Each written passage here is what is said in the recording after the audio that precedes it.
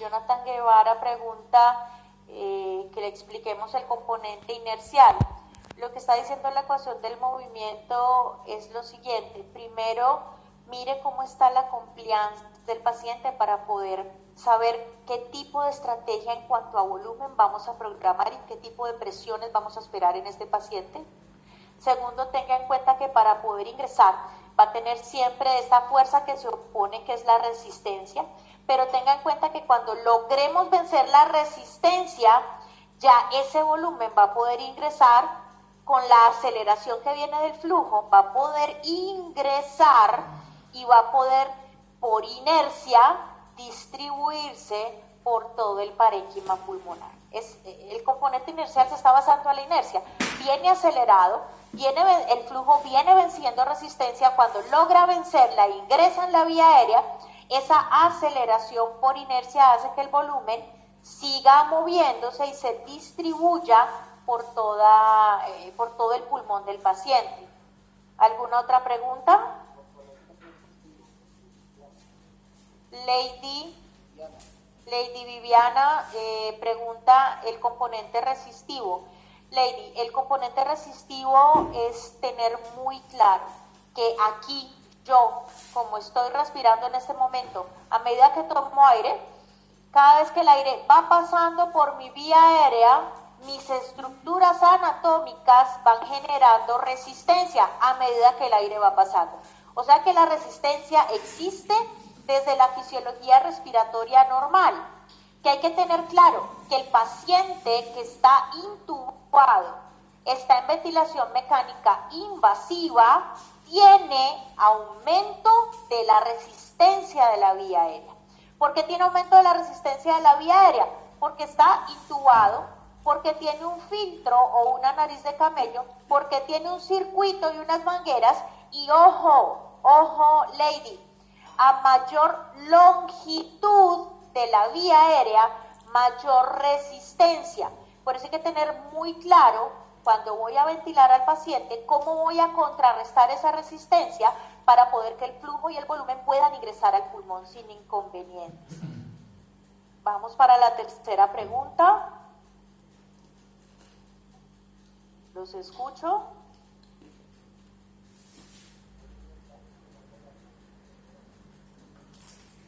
Ok, perfecto. En las siguientes diapositivas ya vamos a hablar de los valores normales y las fórmulas para calcular la resistencia, la compliance, pero por ahora les adelanto. ¿Quién preguntó lo de la resistencia, profe Daniel?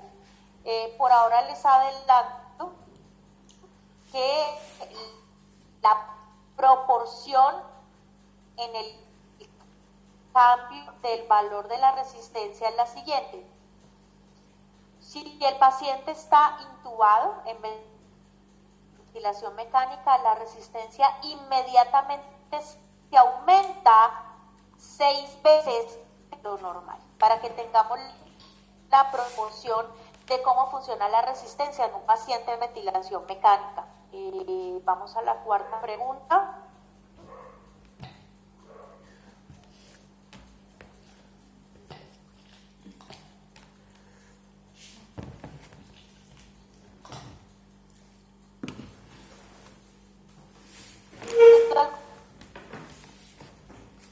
La distensibilidad son sinónimos. Hablamos de compliance, hablamos de distensibilidad, son sinónimos.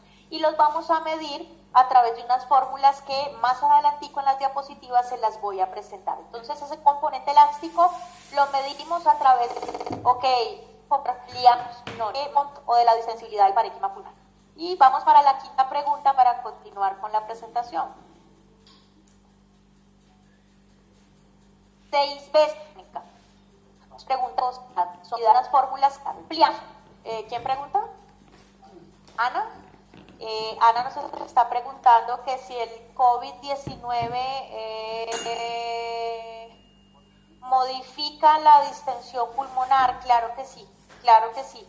El miércoles vamos a tener una sesión muy importante con el profe Daniel sobre fisiopatología del COVID-19 y allí nos vamos a dar cuenta que el COVID-19 es una patología que ataca severamente el parénquima pulmonar, que disminuye la distensibilidad o la compliance, o sea que tenemos un pulmón muy pequeño, un pulmón muy rígido, un pulmón que no expande adecuadamente, un pulmón con altas presiones y por supuesto ahí estamos viendo el compromiso del componente elástico y de la compliance en un paciente con COVID-19. Claro que sí. ¿Ya tenemos las 5 preguntas? Ok, perfecto. Vamos a continuar con la presentación. Espero haber sido un poco más clara con las 5 preguntas que hicieron en el chat.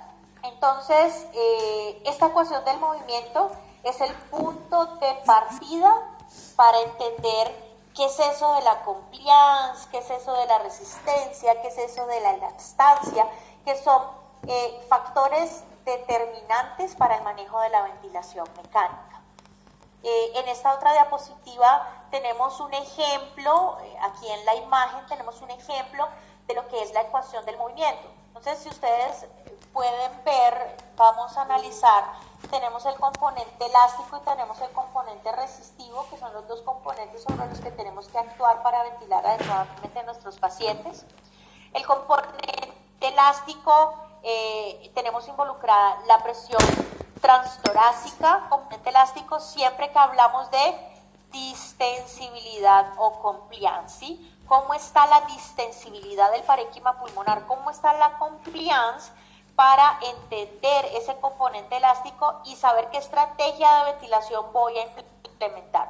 ¿Sí? Si tengo un componente elástico disminuido, si tengo disminución de la compliance, yo inmediatamente sé que tengo que pensar en estrategias de protección pulmonar, pensar en volúmenes bajos, pensar en controlar las presiones de la vía aérea, que van a ser las estrategias que vamos a manejar más adelante.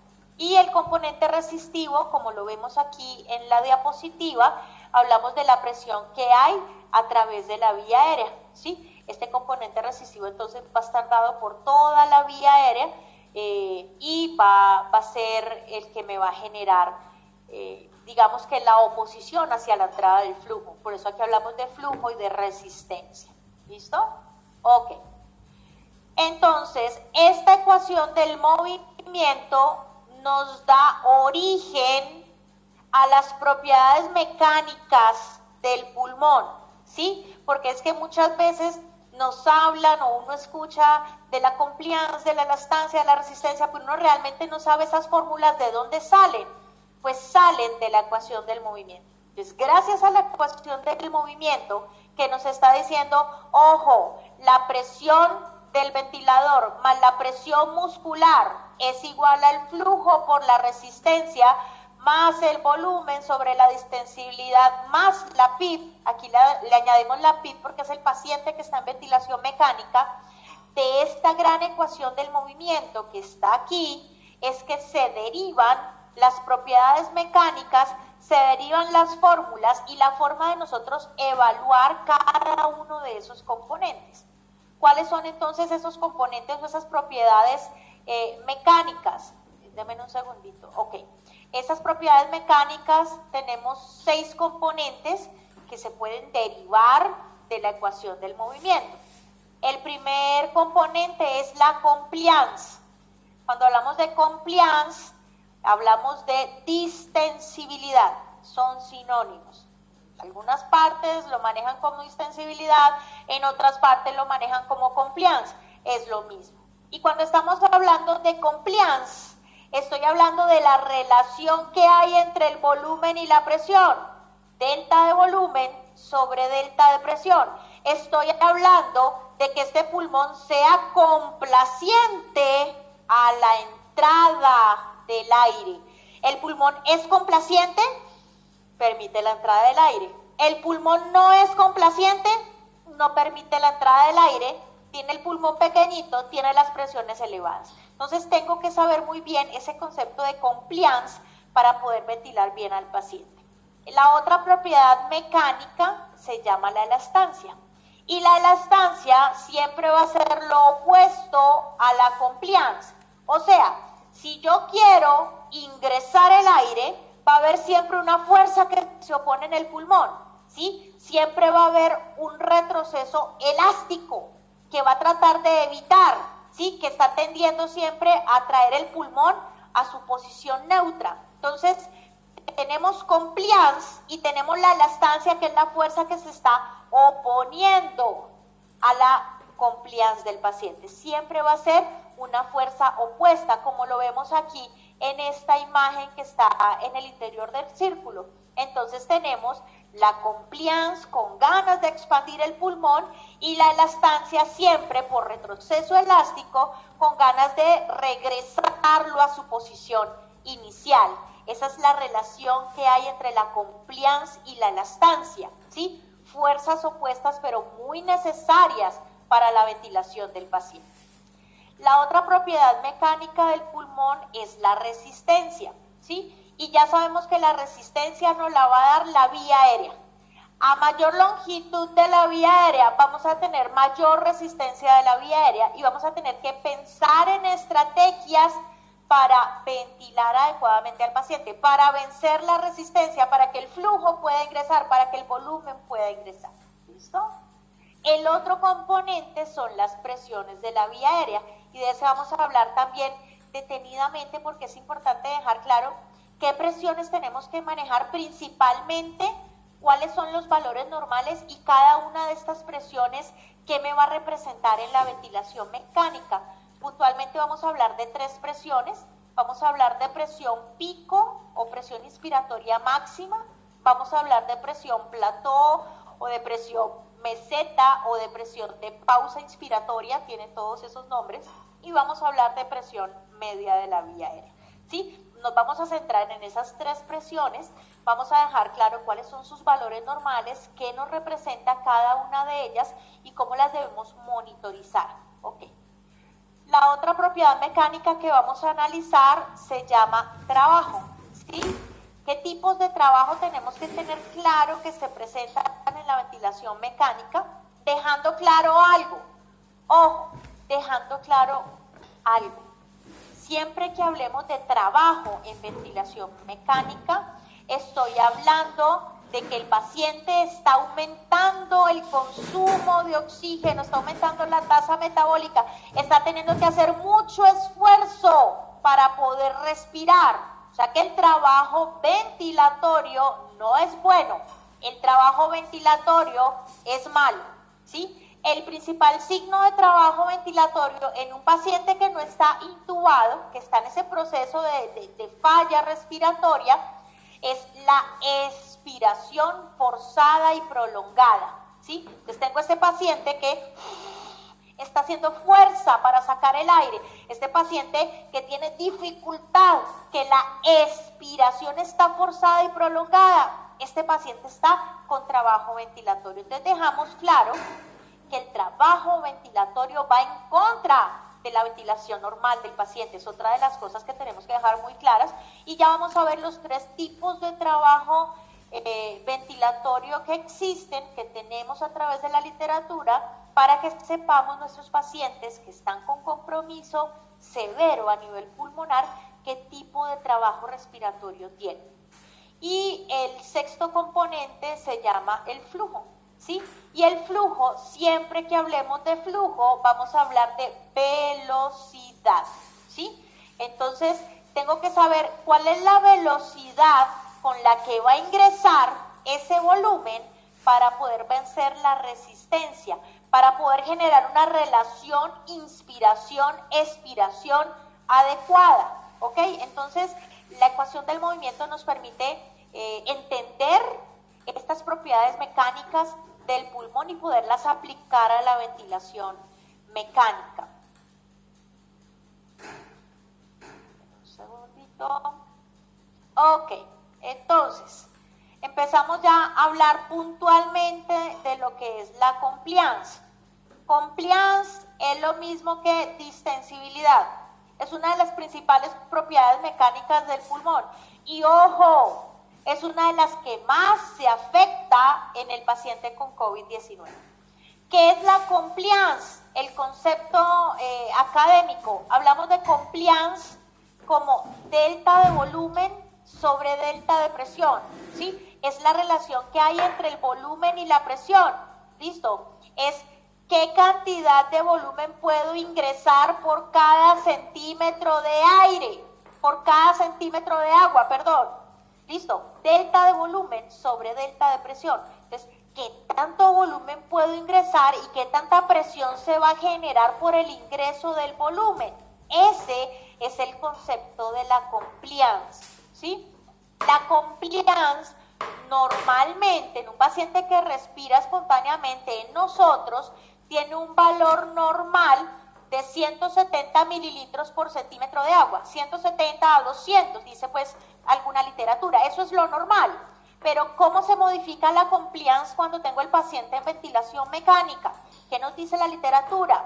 En hombres intubados, la compliance, el rango que vamos a manejar de valor es entre 40 y 100 mililitros por centímetro de agua, perdón, y en mujeres de 35 a 100, el rango de diferencia es como más o menos 5 entre hombres y mujeres. Ahora bien, la compliance se clasifica en dos. Tenemos dos tipos de compliance o dos tipos de distensibilidades. Tenemos la compliance dinámica y tenemos la compliance estática. ¿Cuál es la fórmula de la compliance dinámica? La compliance dinámica se calcula con esta fórmula: volumen tidal o volumen corriente, como lo quieran llamar, sobre presión pico menos PIB. Esa es la fórmula que vamos a aplicar para calcular la compliance dinámica.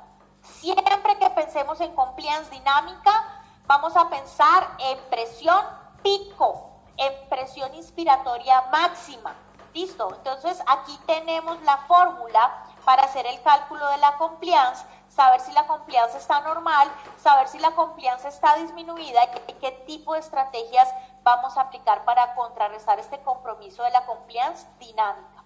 El valor normal, entre 50 y 80 mililitros por centímetro de agua de la compliance dinámica y ojo, porfa no me rayen las diapositivas, y ojo, siempre que pensemos en compliance dinámica, estamos pensando que los compromisos de la compliance dinámica están asociadas a dos cosas, pero la principal causa de eso es la resistencia del sistema respiratorio. O sea, si yo veo compromiso en la presión pico y si yo veo compromiso o disminución de la compliance dinámica, lo que estoy pensando o lo primero que debo de pensar es cómo está la resistencia del sistema respiratorio. O sea que yo casi la mayoría de los compromisos de la compliance dinámica se las debo adjudicar primero a la resistencia del sistema respiratorio, ¿sí? También voy a pensar en propiedades elásticas, pero principalmente voy a pensar en resistencia. Y muchas veces los problemas de resistencia de la vía aérea se pueden solucionar sin modificar la ventilación mecánica. Me explico. Si el problema de la resistencia de la vía aérea era porque la nariz de camello o el humidificador estaba impregnado de secreciones, ¿qué hay que hacer? Cambiar la nariz de camello. No tuve que hacer nada en la ventilación mecánica. Por ejemplo, si era que el paciente estaba lleno de secreciones, ¿qué debo hacer? Una correcta higiene bronquial, una correcta succión. Dejo la vía aérea limpia, baja la resistencia, no moví nada en el ventilador. Si el problema de la resistencia es por broncoespasmo, entonces ¿qué debo hacer? Implementar estrategias de broncodilatación para mejorar la luz del bronquio, disminuye la resistencia, no tuve que mover la ventilación mecánica, ¿sí? Tengamos presentes que cada movimiento que hagamos en la ventilación mecánica nos va a generar una respuesta inflamatoria. Por eso tenemos que estar muy seguros de qué estrategias vamos a hacer en la ventilación mecánica para favorecer al paciente y no para empeorar su condición. ¿Listo? Ok. El otro tipo de compliance o de distensibilidad se llama la compliance estática. Siempre que hablemos de compliance estática, van a pensar en la presión plató, siempre. La presión plató se llama presión plató, se llama presión meseta, se llama presión de pausa inspiratoria, es la misma. Entonces, siempre, compliance dinámica la asocio a presión pico, pero la compliance estática la voy a asociar a presión plató. ¿Listo? ¿Cuál es la fórmula de la presión, de la compliance estática? Ok, perfecto. Me está reportando el profe Daniel que muchos están preguntando qué es la PIM, eso que está aquí. Ok, PIM quiere decir presión inspiratoria máxima, ¿sí? Presión inspiratoria máxima. Entonces, traten de mirarme aquí en la cámara. Toma aire, llego al pico. Ese pico, que es el final de la inspiración, ese es el que vamos a llamar presión inspiratoria máxima o presión pico, ¿ok? Vuelvo acá a la fórmula que les estaba hablando. ¿Cómo calculamos compliance estática? La misma fórmula, pero lo único que voy a hacer es cambiar la presión pico por la presión plató. Este P.PLT, esto que está aquí, quiere decir presión plató. Entonces, la fórmula de la compliance estática es volumen tidal sobre presión plató estática, ¿sí? Entonces, vamos a hacer unas asociaciones aquí mentales. Si pienso en compliance estática, estoy pensando en presión plató. Si pienso en presión plató, estoy pensando en el alvéolo, en el parénquima pulmonar, en el alvéolo, en la presión alveolar. Y si pienso en el alvéolo, estoy pensando en las propiedades elásticas del sistema respiratorio. Aquí sí tengo un compromiso directo del parénquima pulmonar. Entonces aquí sí tengo que empezar a buscar estrategias para que el alvéolo que está sufriendo, que está en riesgo de romperse, no se rompa. Tengo que pensar en estrategias de protección pulmonar para mantener la estabilidad alveolar, para que este alvéolo no se rompa, para que este alvéolo no sufra por exceso de presión. Entonces, vuelvo al chancuco que vamos a hacer aquí mentalmente, ¿sí? Compliance dinámica. Lo asocio siempre con presión pico o presión inspiratoria máxima o PIM, ¿sí? Esta compliance dinámica siempre va a estar asociada a la presión pico y siempre voy a pensar en resistencia principalmente. Y si hablo de compliance estática,